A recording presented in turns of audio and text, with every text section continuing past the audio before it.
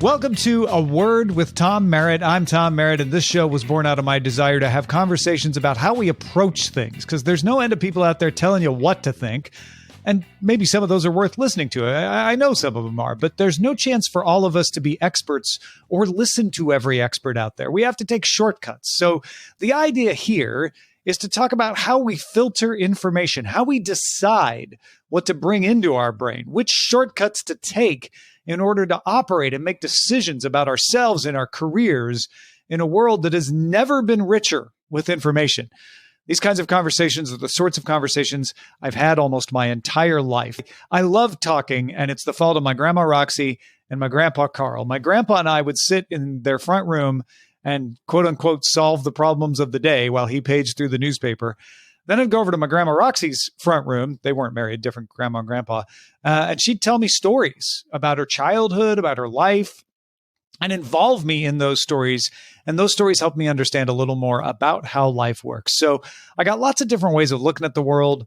I got great conversations, and it was all training me for this show and to welcome into the front room, Lamarr Wilson. How's it going? It's going great, Tom. What a great intro for yourself. No, seriously, that was awesome. Oh, settle in. Welcome to the conversation. I wanted to have you on because you're a friend of mine for years now who, when I hear the word creator, I think of you. Yeah, people throw that word around to mean all kinds of different things. But when someone says creator, you are one of the first people I think of. I'm honored. When I think of awesome tech guy, I think of you. This was not me fishing for a compliment, but you do the things that people think of when they think of a creator. You have YouTube videos. Now you have TikTok videos. You interact with an audience. You unbox things. But I don't know. Do you think that label fits?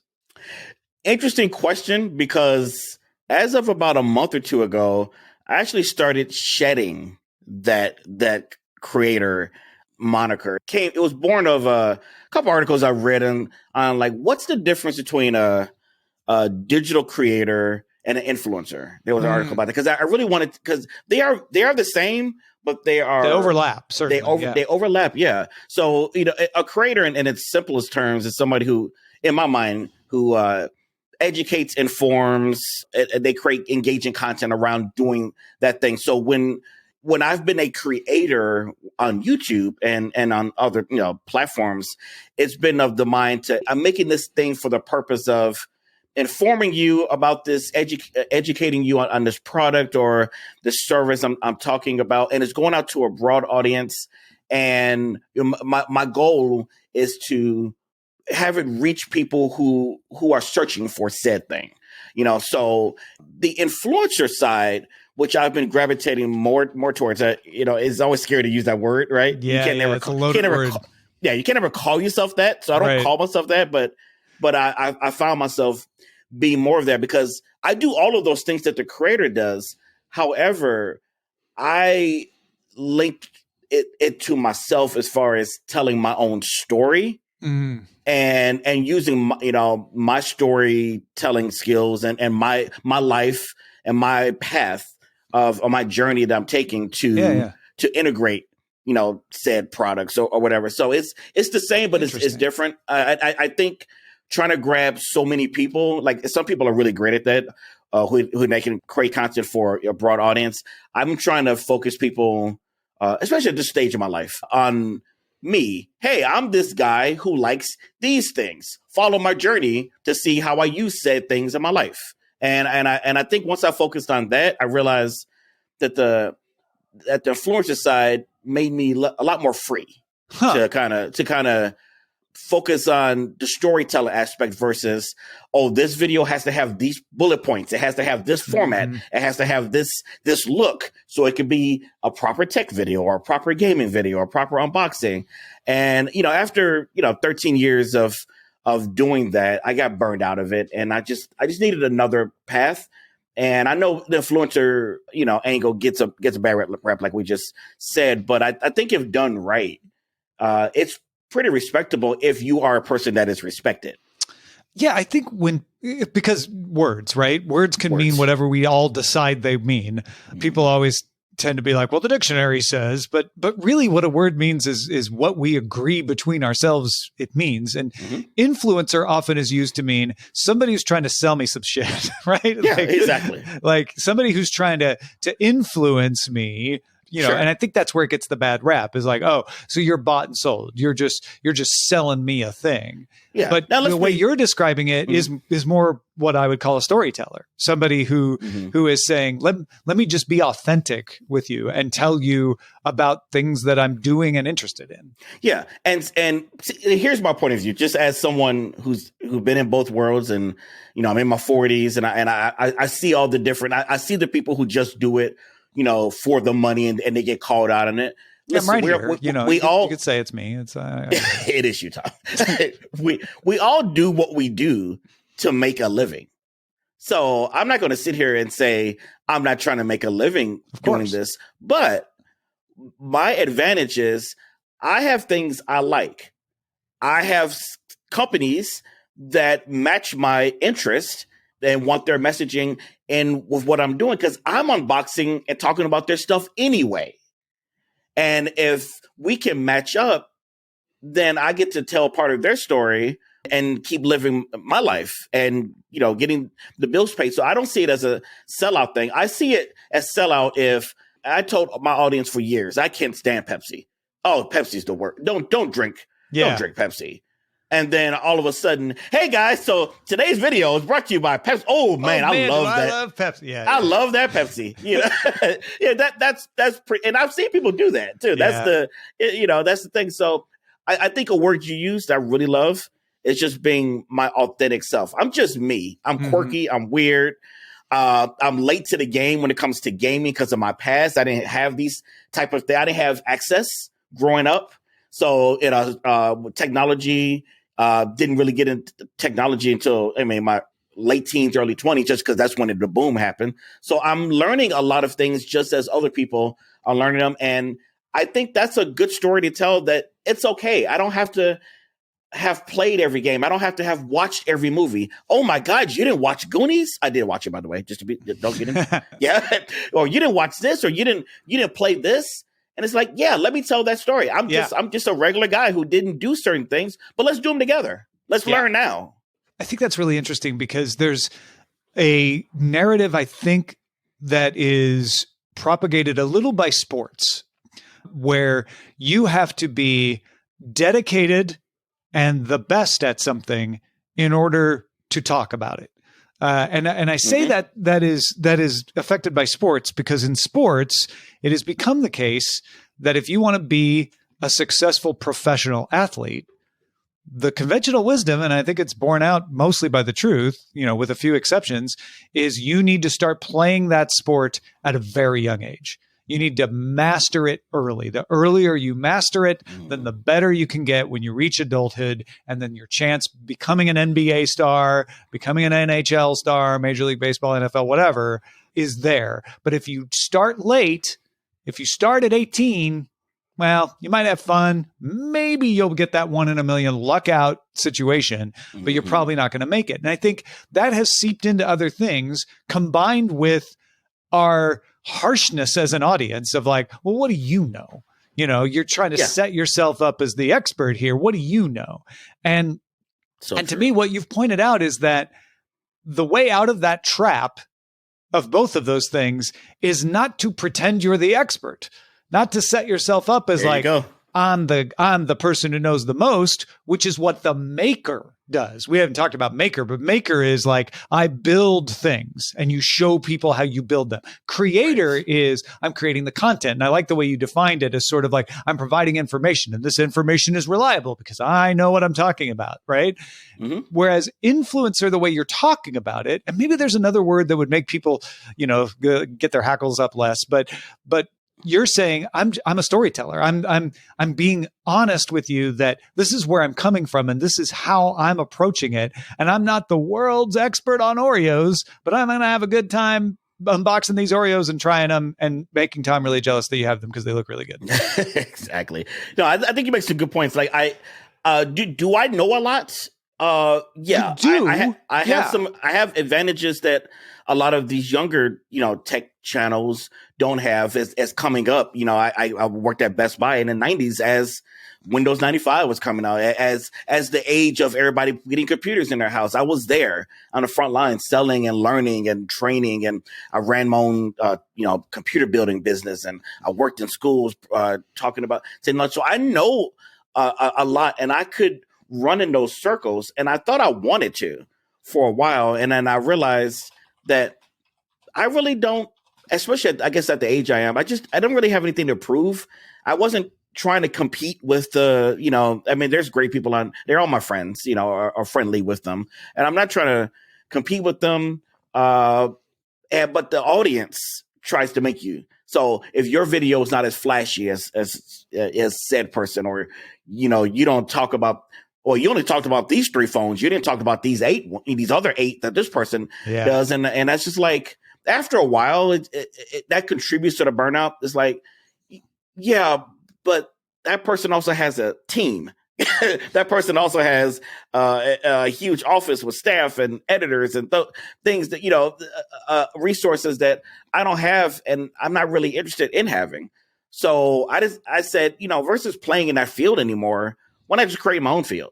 I'm in competition with myself because I'm telling my own story. No one, and I don't want to play the competition game anyway.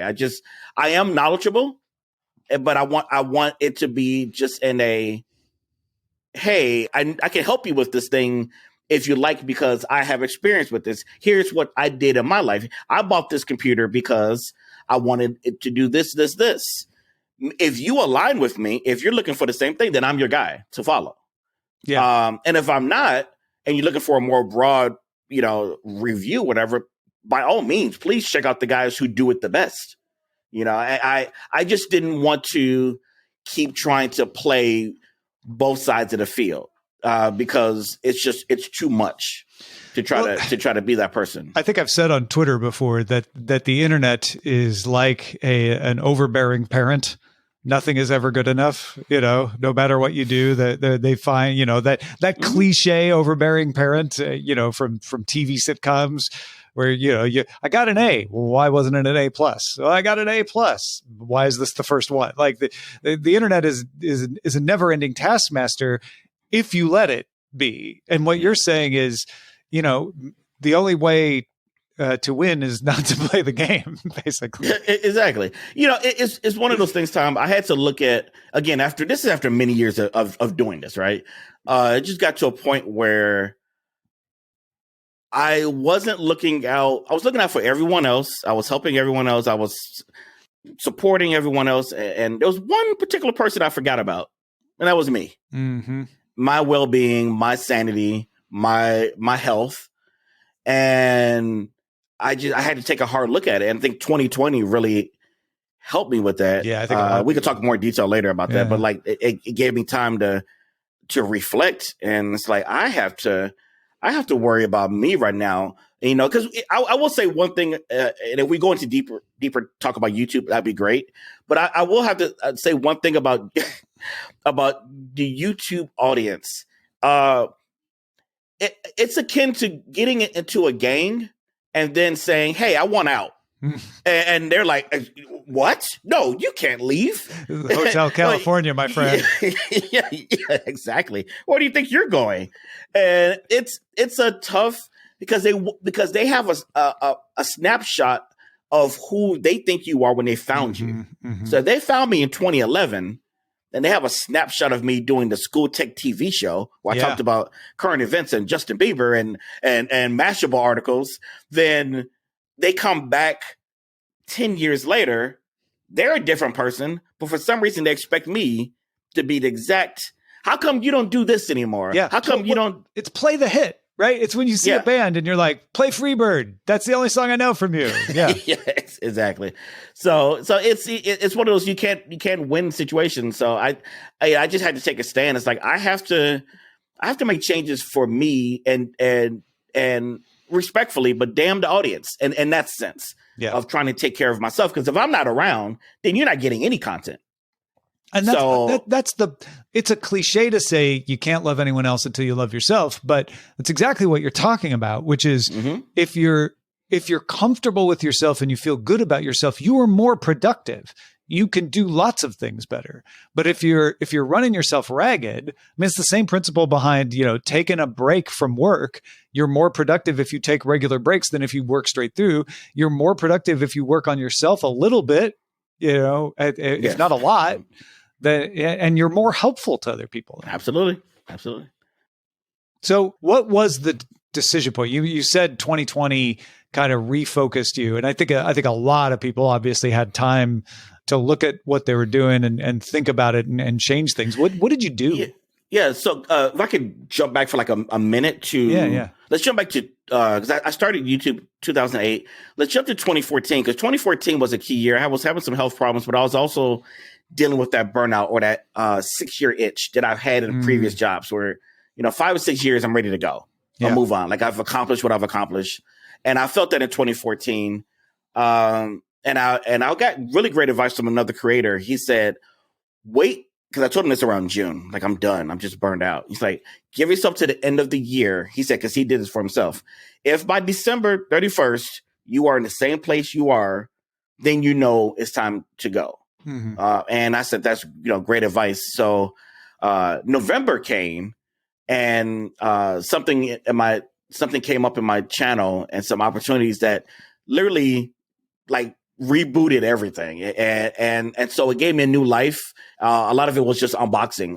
It was specific collectibles, but I had never taken the idea of unboxing seriously. Matter of fact, I used to make jokes about unboxing because if you remember the tech unboxings, sit there for 5 minutes with the Apple box and taking off the plastic and caressing it. And I'm just like, if you don't open the damn box, like I did some of those. I know. Like, that's who I was yelling at. I guilty as charged. Absolutely. Yeah. And it was so frustrating to me. So I was like, there's gotta be a better way.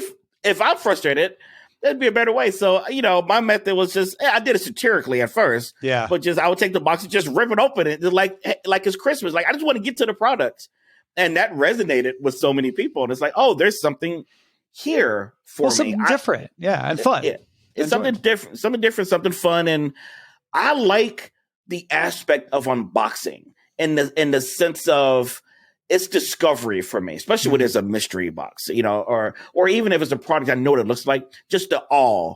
I didn't grow up celebrating Christmas for family reasons. So I liked that awe of, opening a surprise thing. So every time I open a box, it is what you see on camera. Yeah, there's some obvious embellishment. I'm not that crazy, but I am excited. I am excited to see this and to be grateful for it. So just to speed up to your question. So, we got another, 6 years, ironically, from 2014 to 2020. So around January 2020, this is before, the lockdowns and everything. I was just at my burnout point again. I could tell, the audience could tell I was tired. I could tell the audience was tired of me being tired, and things were stagnant. The channel really wasn't moving. I just, it's one of those things when you do this full time and you want to just take a break, can you? Because this is what you do. Yeah, because if you're not making content, you're not making money. Right. And that means you're not able to buy Oreos. Yes, and Oreos are important. Yes. Or pizza. Or whatever. So we get to March, and so I'm moving. I moved March. Was it March 13th? I moved. The lockdown happened the 16th. Yeah. And I was like, that sounds vaguely familiar, those dates. Yeah. Yeah. The crazy thing is, from January to March, I was working with a friend of mine who I hired, just kind of help me start building up TikTok. Because I was I was burned out, bored. So I'm like, I need something else to do. So we were just doing silly TikTok. He would come over every day and we would just see what's trending and just do TikToks. And I'm glad they're not around. They're embarrassing. I'm trying to dance or be like a teenager. It's all kinds of awful. Well, that's what I thought TikTok was, because in its earliest days, it was like kids doing dances, which is, and it's not that anymore anyway. No, not at all. So lockdown happens, brand deals freeze, YouTube kind of freezes. And so I'm sitting there in a house still needing to be unpacked because no one is there to help me. Right. And I'm sitting there. It's like, as time went on, I'm realizing, number one, man, did I need this break? And then secondly, oh my God, what do I do when this is over? It's like, because I came to a realization I didn't want to do what I did. You didn't want to go back. I didn't want to go back. Mm-hmm. The break was too long in a good way. Like I didn't want to come back from vacation. I didn't want to. Oh, that's a good one. I didn't want to come back from vacation, man. And during that time, I was still putting out some TikToks here and there. Obviously, with my friend not there, I was coming up with my own type of things. But something happened around, I don't know, let's say July, August-ish time. I was sitting there and it's like, okay, I like this format. I like this 1 minute vertical format. But at the time, I was just putting up clips of former YouTube videos and they were doing pretty well, like unboxings and things. And so I was like, all right, versus clips, what if I challenged myself to do a full unboxing in a minute or less? Is that even possible? Yeah. Can I tell the story? Well, especially seeing the way you were doing them before, you couldn't do the way you were doing them before. So that is a challenge to be like, let me do my style, but in that constraint. Yeah, it was, not only was it a little scary on me, but the positive thing out of it, it gave me a challenge. It gave me something to do. And so I met that challenge and they took off. Like even because I put them also, I would cross post them on Twitter and like, especially there was like Xbox controller or something small I was unboxing and like the heads of Xbox, they were retweeting it. It's like, oh my God, this is amazing. Because in a minute or less, sometimes 30 seconds, I said what I had to say. Here is a controller. Here's the different color. Here's what it can do. It's the value of constraint. Yeah. Instead of spending 5 or 6 minutes telling it, I was able to do it in that minute or less. And not only was it a nice package that anybody can then watch and get the gist or decide if they want to buy it or not, but it gave me just a new lease on creating, man. And here's something that it did that was initially a negative. So I learned how to do videos in this format and 1 minute or less vertical. Then I have somebody who's like, hey, we need our thing to be on YouTube, widescreen, whatever. Yeah. I couldn't do it, Tom. Yeah. I couldn't go back because, I felt like a fraud. I felt like if I stretch this. It's like when you're listening to a audiobook at 2x speed and you turn it back down to 1x, it sounds like people are drunk. I won't say the full word, but I felt like I was bullcrapping. Yeah. I felt like I was just like padding the video. Yeah. Because you learned how to be efficient. Yeah, people and get they were asking you, that. Could you be inefficient? We'd appreciate that. Yeah, exactly. Yeah, whether it's like the 8-minute mark or the 10-minute mark, YouTubers always get, oh, you're just stretching the video so you can get extra ads in your video. And I never did that, but I definitely felt like if I cut off all the fat, why am I trying to add the fat back in to please this format? So TikTok was fine with me. Instagram Reels had just come out. Sure. I was also posting them on Twitter. So I'm like, these major platforms are all fine. The only one that's giving me the problem is YouTube. And I'm like, what do I do?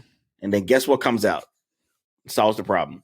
YouTube Shorts. Thank goodness. Yeah. In the nick of time. Yeah. See, now that's funny because I think we on Daily Tech News Show and other people look at YouTube Shorts like, oh, here they go trying to rip off TikTok. And you're looking at it and saying like, thank goodness they're trying to rip off TikTok. Yeah, exactly. It's like, yes, they are. But it was perfect timing for me. And so, but we're not done here because now we're in the 2021. And I'm still not full. I'm still putting regular videos on YouTube. I just wasn't ready yet. But we get to summer of 2021, And I had to make that hard decision because after about a year, my TikTok is pumping. I got almost 1 million. And you're enjoying it. Oh, that's the key. I'm enjoying it. My Instagram is actually, I haven't said this really publicly before, but my Instagram with, 180 something thousand followers. My YouTube had 1.8 million. And at the time, and dropping because it just wasn't performing that well. The beast, yeah. But my Instagram is 10 times less the size, and my Instagram was making me more money than my YouTube. Well, now how does that work? Because everybody assumes you got to have the big numbers to get the big money. So a lot of my money came, especially on Instagram, because there was no payment system there. Really, was brand deals, but brands were taking money from YouTube and pushing it over into Instagram. So pound for pound, I was just killing it on Instagram, doing these kind of smaller videos. Brands loved them. Yeah. I didn't do this because of it. It's just, they saw them as like, oh, can we sponsor try this? Yeah. Can we sponsor this? And I was like, yeah, of course. Duh. Get over here. And so once my Instagram started making more and then combined with my TikTok, I'm making, more of a living than YouTube. We go into 2021 and I'm like, if this is the only place that's holding me back, not even a financial term, on a mental, on a self-satisfaction, and just, it was the only mental block I had because I was starting to despise. I've been despising YouTube for a while. I get no support from anyone there. I'm not trying to slam on them, but I just have never been the huge creator that gets all the support in a person. Well, because even though that number that you just put out for your YouTube sounded big, it's not nearly the biggest. It's not even close. It's not, and I've never had a viral video or anything like this. So, and you were making most of your YouTube money on sponsorships as well, right? Because trying to go on the YouTube monetization with ads, that's squeezing pennies as far as I know. See, and there was a time where my AdSense was doing really well. I would say between 2015 and 2018 was like the peak. That it was doing really well. Like I could live off the AdSense alone. But that was just a exceptionally good time for ad things. And then it went down, and then brand deals came in and kind of took it over. So here we are in 2021, around August, and I'm nervous because here's the situation, Tom. I don't want to do regular YouTube anymore. But I have this channel with 1.8 million that I've built. And everybody's saying, don't put shorts on that. What are you're going to kill your channel? You got to make a separate channel. Yeah. And so I tried to make a separate channel. It got 0 views every day because it's a brand new channel. Right. Yeah. It's just like starting over from like anyone. And the people who follow in YouTube are like, well, I don't want to go over there and see that. I want to see Lamarr stuff here. Exactly. I don't want to add a new thing. So this was probably my biggest leap of faith that I've made to date, besides moving here to LA. So I made the decision in September. I posted, videos that I was already putting on Instagram and TikTok. Oh, native, by the way. So there's no logos or anything. It's the native upload. And I just posted and I left. I didn't read comments. I refused to look at complaints. I walked away and I just posted and left. Yeah. The views were low because those shorts don't get pushed to your subscription feed. Sure. Like for notifications and things. So it took a while. It took about 3 to 4 months for the shorts algorithm to accept me. I had to be, you're serious about this. Yeah. You posted 50. Okay. We'll send you to more people. And then once they did that, the views just went through the roof. I got, because that year on YouTube, I had lost probably about 25,000, 30,000 subscribers just because I was irregular. Yeah. That month in November, I gained 30,000 subscribers just on shorts. Yeah. So I gained a lost back brand new audience in. And so it was the right decision. And it just kind of relieved my mind and made me realize I made the right decision. But it's scary because you're taking 12 plus years and saying bye-bye to it. I'm going to put this new format on that people are calling TikToks, even though it's shorts. And then you get another percentage of the audience who doesn't understand that this is not a clip of a bigger project. This is a full video. Yeah. And I get those comments all the time. I start looking at comments like, I don't want this clip. I want the full thing. And it's like, you didn't watch it. Yeah. If you watched it, you realize this is the full thing. So or they're thinking it's an edited down version of a larger thing, which it's not. Right. It is the thing. Yeah. and it took a while for people to get that. And now everything it is what I do. I am a short form vertical creator, and I have no intention on going back because I'm happy and I'm enjoying this. What's interesting about that is you're not a TikTok creator. You're a short form video. You just described yourself as a short form vertical creator because you're not just publishing in one place. I'm publishing on in the order I upload is TikTok, Instagram Reels, Twitter, YouTube, Snapchat, and Facebook. Facebook has Facebook Reels now. Yeah. So I posted 6 different places. I tried Pinterest for a while, and I was like, it's not my place. somebody told me to try it. You need to do more live, laugh, love unboxing. And then you'll be good. Big on Pinterest. That's a good idea, actually. Yeah. So I posted 6 different places. And so my content is just, it's funny. There was an era of content creation. I remember my friend Chris Perillo and some others back in the day where they had the motto of you make one thing and you post it everywhere. Mm-hmm. Right. And that didn't unfortunately fly for a lot of people then because every place wanted, and they still do to a point, want their own original content. Yeah. But I think the key now is they just don't want the logo. They don't want it. If they don't want to see, you don't want to be watching a reel and see a TikTok logo. I get that. Yeah, exactly. But if the content is native to them, and I'm in the comments talking to them, and they realize, this isn't a clip from YouTube that you're posting on Twitter. This isn't a Twitch stream clip that you're posting on Reels. This is native. Mm-hmm. They tend to accept it a lot better. Yeah, and it's native to all of those formats. Even it's the same video, right? It's just it works in that format everywhere. Mm-hmm. That's interesting because that is a swing back towards the way it used to be. I think one of the reasons Perillo and others had that idea was in the early days of the internet, you put it up everywhere. And, you want to get your audience wherever they are. And it was the rise of Facebook particularly, but also Twitter a little bit and Pinterest and Instagram that were like, well, we're all different. So we want to capture you. We want to keep you inside our walls. And that seems like it's maybe changing now as people are like, well, as long as your thing is good and fits the format, then we're good with it.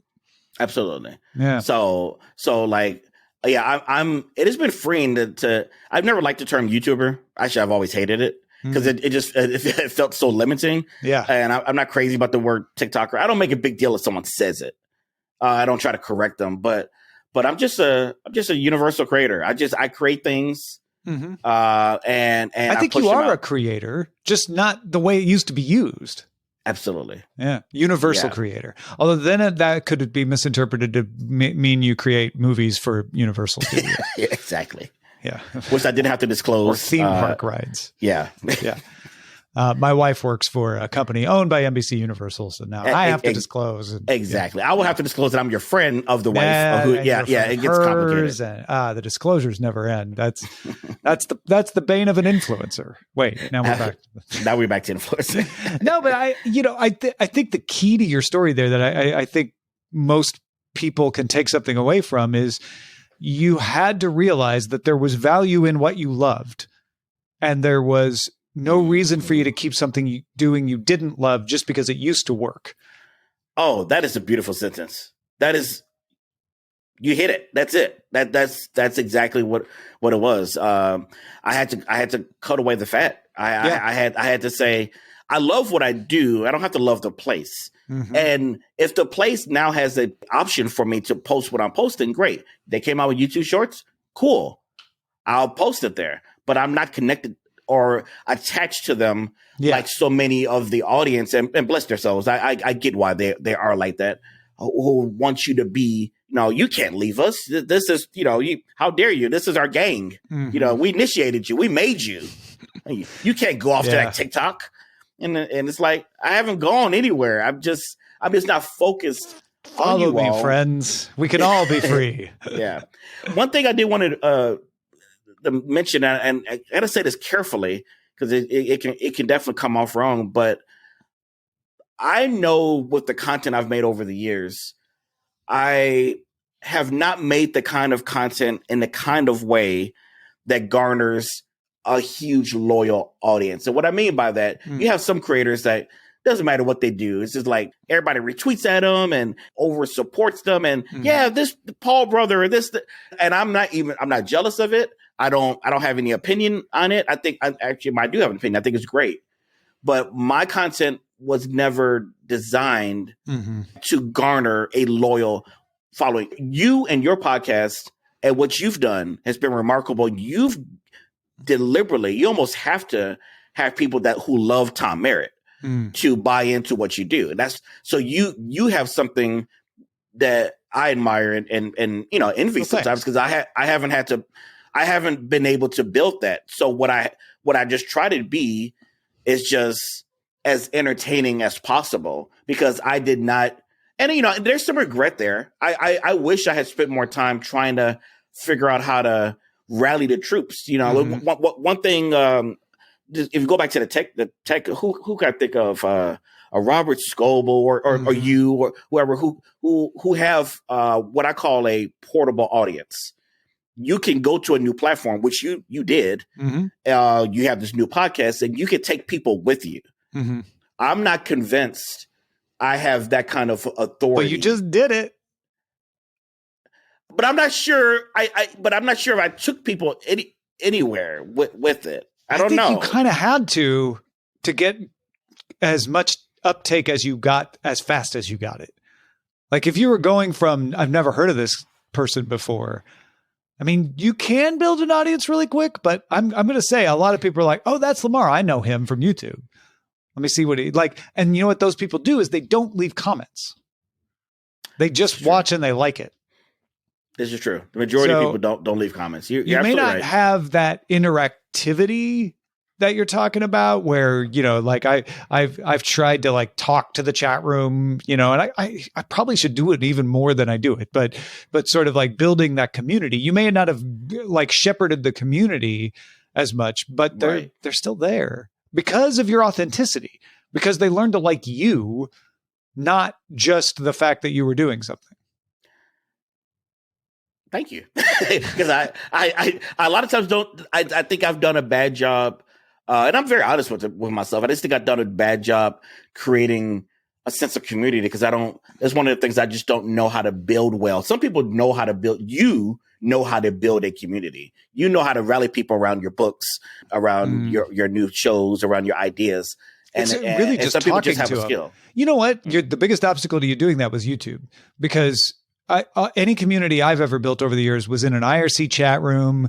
It was in Discord. It was on a message board somewhere. Somewhere small, right? Yeah. It was never in YouTube comments. You cannot build a community in YouTube. No, you cannot. Comments. No, you cannot.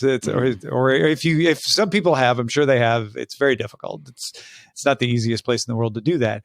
And what struck me about you talking about multi-platform too, I think that makes the audience better as well because it gets them out of the mindset of we're YouTube people watching YouTubers on YouTube and everybody else is against us.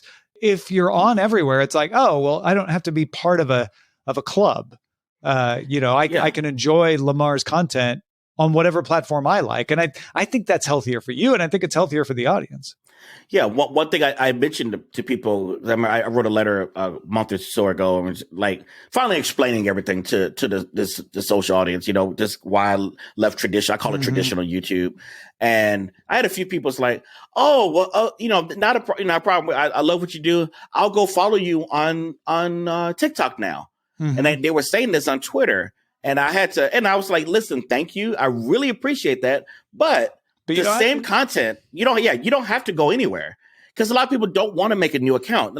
Like that's one of the problems with trying to transport an audience. And I see with TikTokers all the time, they have 10 million people on TikTok, and all of a sudden they want people to go over to their Instagram because the Instagram is where they can, their brand deals are, or maybe they want to share pictures or just more of themselves. But people don't like to leave their silos. And so I said, well, let me just flip the script and just like, hey, wherever you are in the main places, I'll come to you. Yeah. And you just decide what you want to do there. Wherever you are, I'll be there. I'll be there. I don't know. That reminds me of podcasting so much because in the early days of podcasting, the idea was you put your RSS feed out and then people could consume it however they wanted. They could do it. It is like podcasting. RSS reader. They could do it in a podcast app. They could do whatever you wanted. And it always puzzled me over the years when I'd get somebody saying, hey, can you put your show on X app? Because I was of the mind of like, no, I don't put a show on the app. You put my show in the app because you want it, right? The way it's supposed to work is my show's out there for everyone to get. We're not quite there with what you're talking about, but it is closer to that to say like, yeah, my show can work on Snapchat, Pinterest, TikTok, YouTube Shorts, and you then can just pick whatever you want. Unfortunately, you still have to put it there, right? There's not the equivalent of like just making it available. But if there was a reader thing where at one place it just that'd make my life a lot easier. Cross-platform publishing, and people could. I think that is better for everybody, and I think we're relearning that. And it was interesting. I mentioned Perillo because, like, when I say him with all due respect, I loved what he was doing. Great.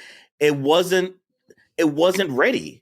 Yeah, the audience wasn't ready for it. Like him and a lot of other people were just ahead of their time with that concept. And because, like you said, everybody meaning the companies started creating these silos and say, no, exclusive to us.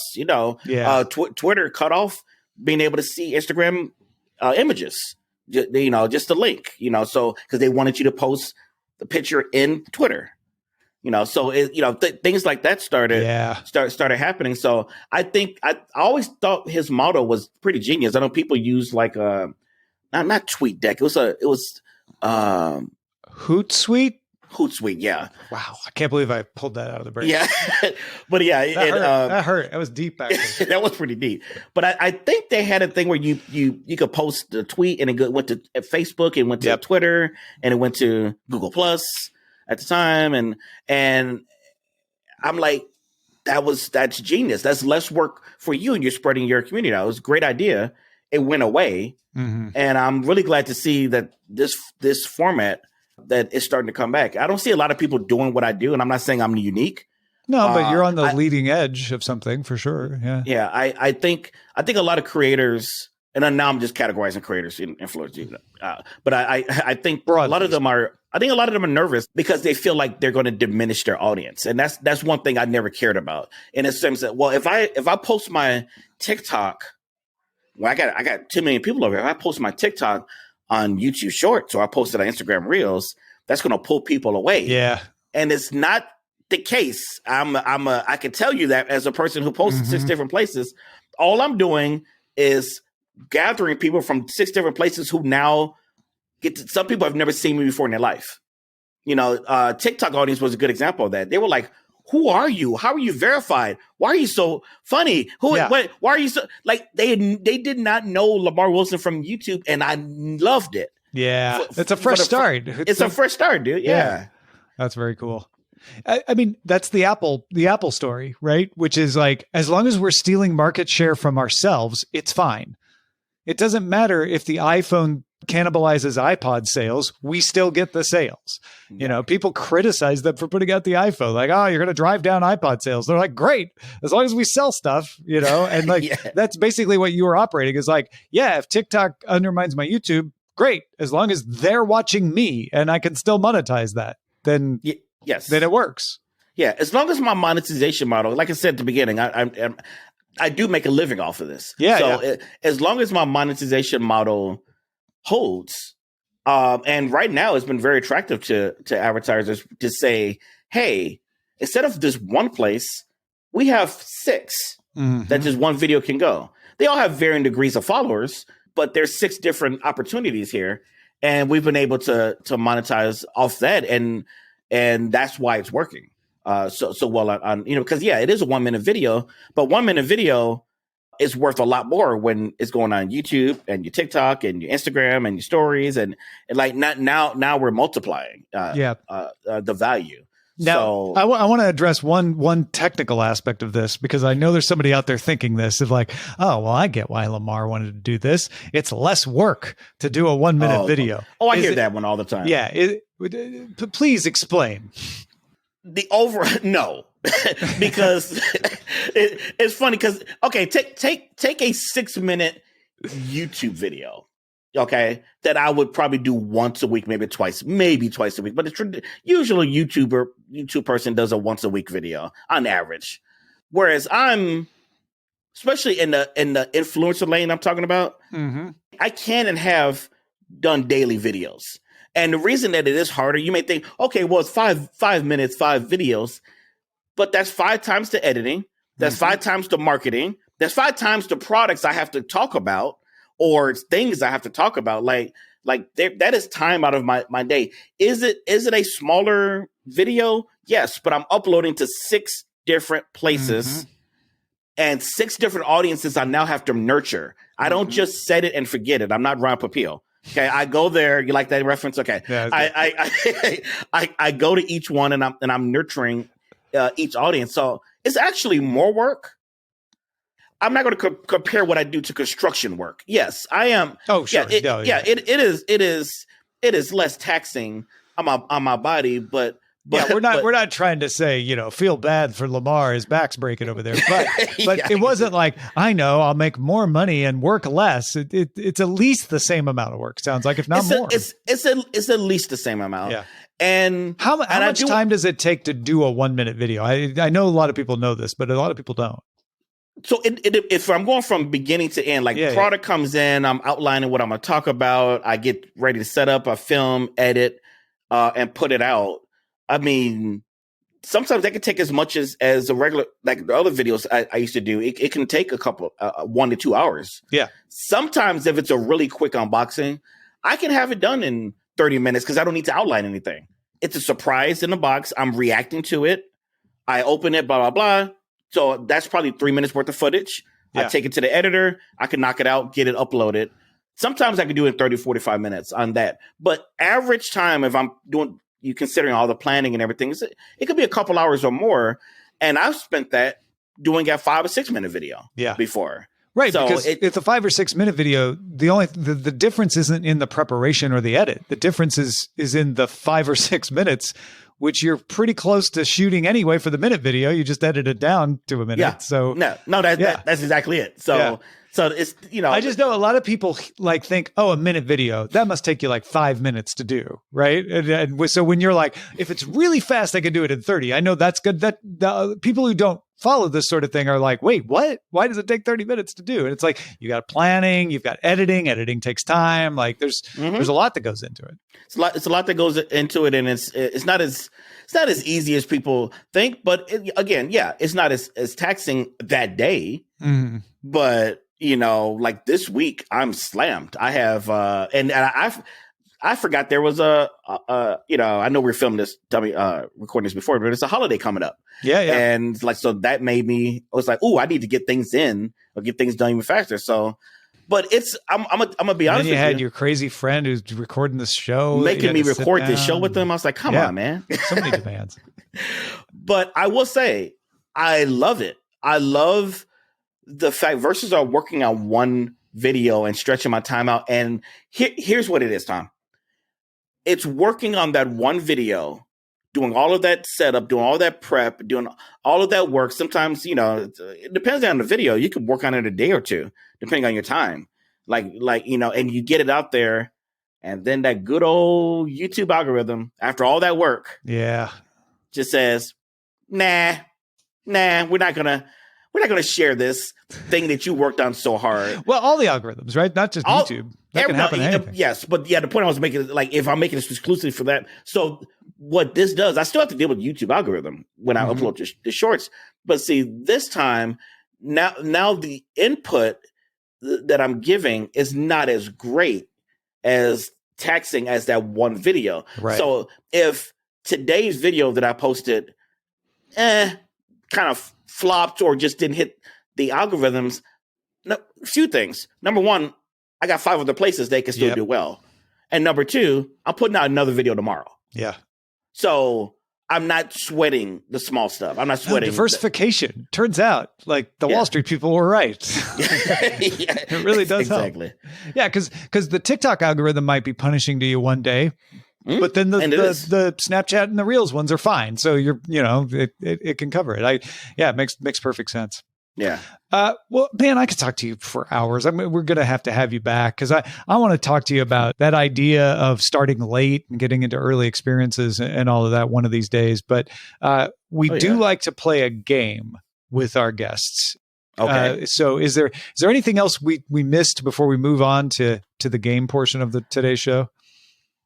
I think, so in defining what I do, because people ask, well, what are you? What do you do? Mm-hmm. Yes, I playfully have the title of my bio, CEO of Unboxings. That was given to me by TikTok people because that CEO of thing. Yeah, that's a CEO of thing, which I keep. I love it. I think it's awesome.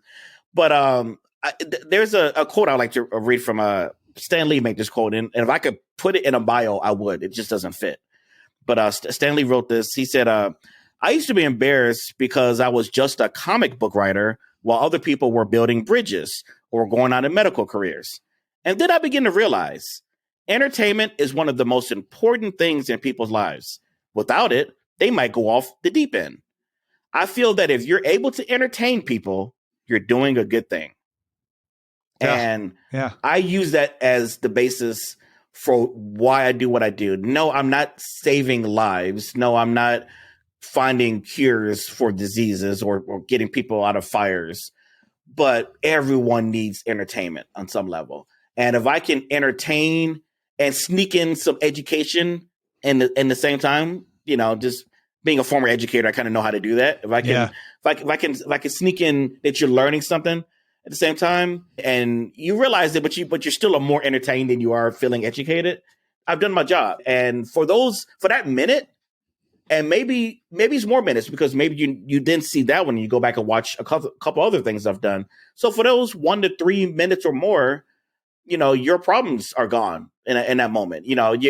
Or maybe your perspective of the day. Maybe I made your day, and that means the world to me. So yes, it may seem to some childish that he's opening a box of Oreos or he's trying out this or he's playing this game or this controller, but I'm like, I'm not saving people's lives, but maybe I am. Well, right. I actually get comments like, I was having a crappy day. Yeah.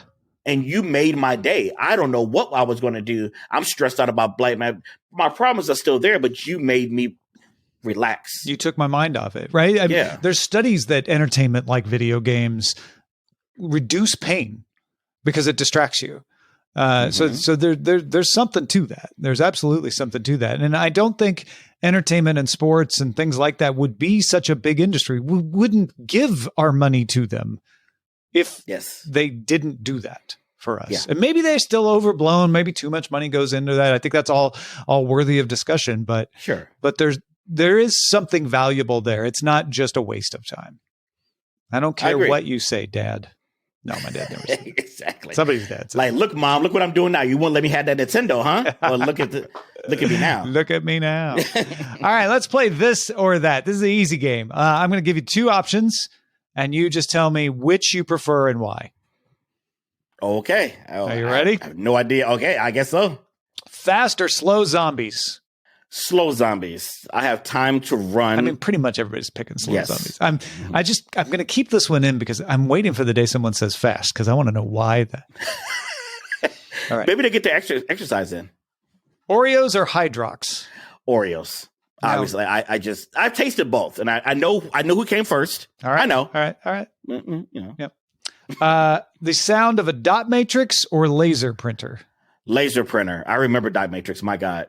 Yeah. No one should have to deal with that. Okay. All right. Mario or Luigi?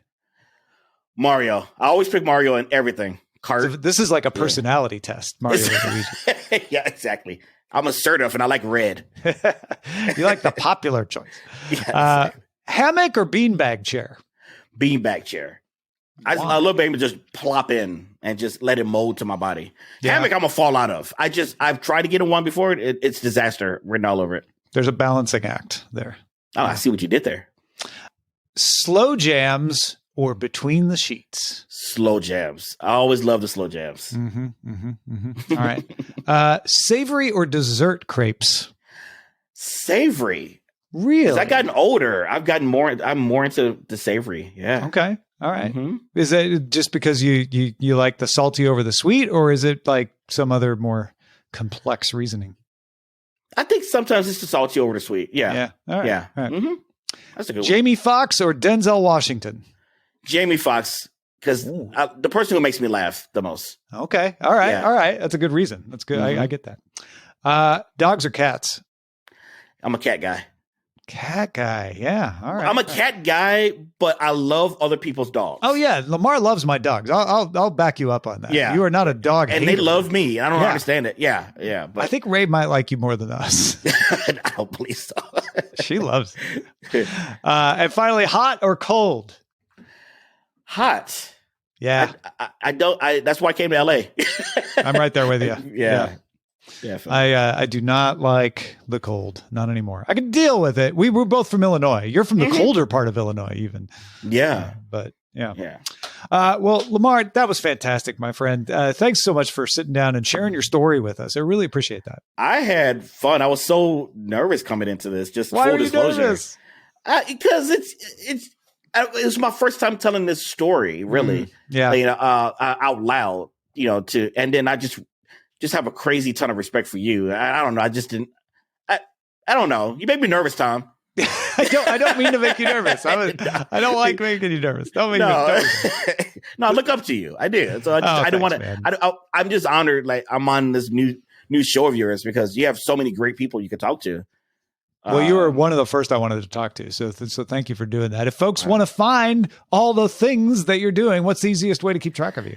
Easiest way is Lamarr.tv. That's Lamarr with 2 R's. So Lamarr, Lamarr.tv. That'll take you to a cool page that has all of my links, and follow where you are the most comfortable.